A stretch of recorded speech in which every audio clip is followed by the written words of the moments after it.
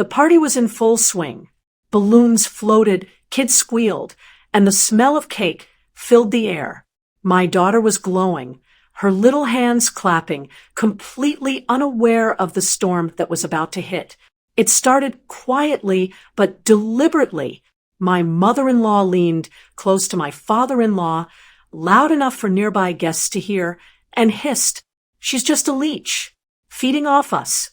Nothing more." The words landed like stones, sharp and deliberate. Heads turned. A few guests whispered, trying to figure out what had just happened.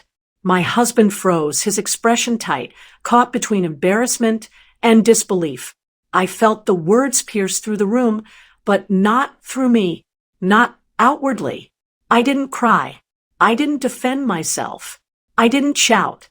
My face remained calm, controlled, almost serene. A slight smile touched my lips, not bitter, just aware. They assumed my silence meant weakness, that I would scurry away, humiliated, or beg for forgiveness, that I'd be crushed by their mockery. They assumed I was small, powerless, desperate for validation. Inside, my mind was racing, but with clarity, not panic. I realized something. People like this, the ones who hiss and sneer, don't understand strength. They confuse noise for authority, mockery for truth. Strength doesn't need to shout. Strength plans. Strength waits. I turned to my daughter, lifting her gently into my arms. She giggled, oblivious to the venom just spoken. I held her close and whispered softly in my mind, "Your world will be safe. Mine is mine to build." I walked past them calmly, acknowledging other guests, nodding, smiling, letting the insult hang in the air where it belonged, empty and weak. I didn't need to reply. Their words revealed more about them than me. Every hiss, every sneer, every judgment, they were showing their own limitations, not mine. And as I watched them, caught in their own drama, I felt a quiet certainty bloom inside me. I would not react, not now. I would not return to them the cruelty they tried to give me. I would build. I would rise. I would grow, silently, powerfully, unstoppable. They thought they had won. They had no idea what I was about to do next. Weeks passed after my daughter's birthday. Life went on. Parties came and went, but I stayed focused on something far bigger than their noise.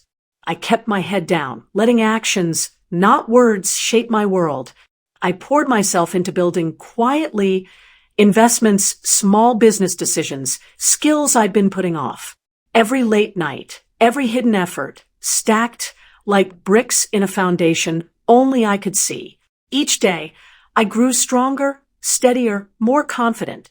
Meanwhile, my in-laws kept talking. Their whispers, snickers, and judgments didn't stop. They only grew louder. Guests noticed tension when they visited. Their ego, their impatience, their constant need to control, it started to crumble around them. I never mentioned the hissed words from that birthday party. I didn't need to.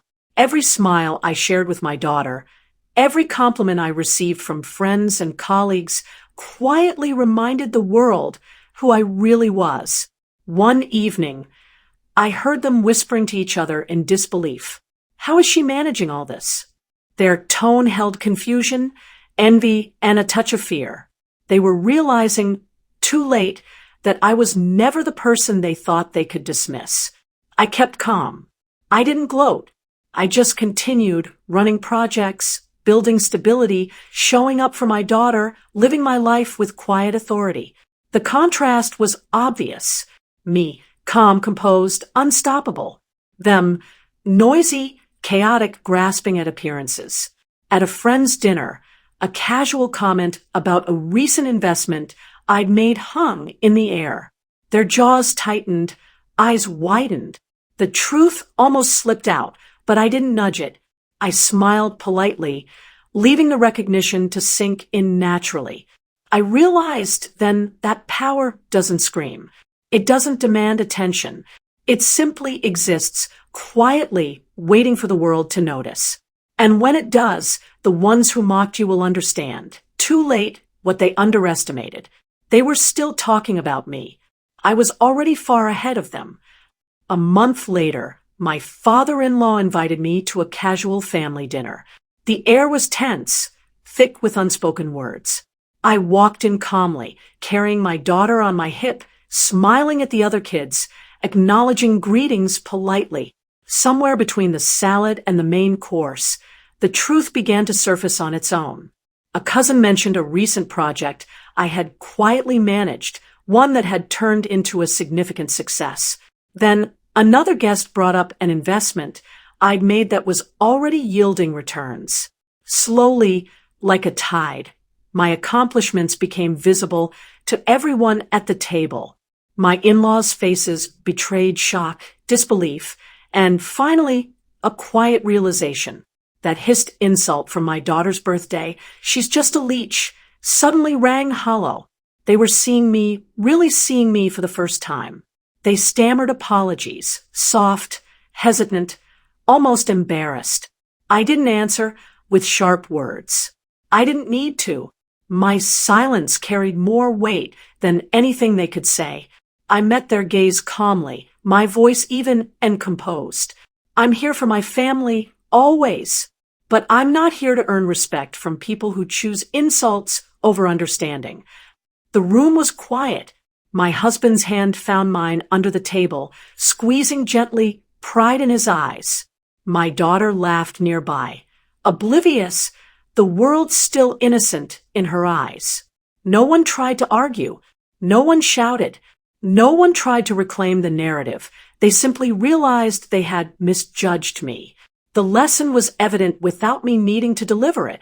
Quiet growth and patience reveal truths that noise and mockery never can.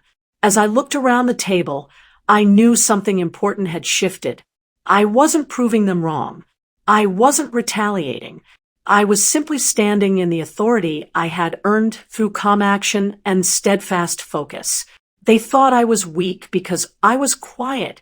They didn't know I was simply busy becoming strong. Silence had been my ally. Patience had been my weapon. And now, finally, respect had been realized, naturally, undeniably, completely. Weeks after that dinner, the house felt different. My in-laws no longer whispered behind my back. Their sneers had faded, replaced by quiet acknowledgement. Every glance they gave carried a trace of respect, a silent apology for underestimating me. I didn't gloat. I didn't remind them of their words. I simply continued my life, focused on my daughter, my work, my own peace. My strength no longer needed to be proven. It was visible in every decision I made, every calm step I took. Sometimes I'd catch them watching, realizing too late that their noise had never mattered. I smiled politely, letting the silence speak louder than any insult ever could. My daughter, blissfully unaware of the past tension, thrived in the warmth of a confident, composed mother. That was all the victory I needed. Silence is not weakness. It is preparation. People mistake calm for incompetence, but the quiet one is always the one building the most. And in that quiet, I found complete freedom.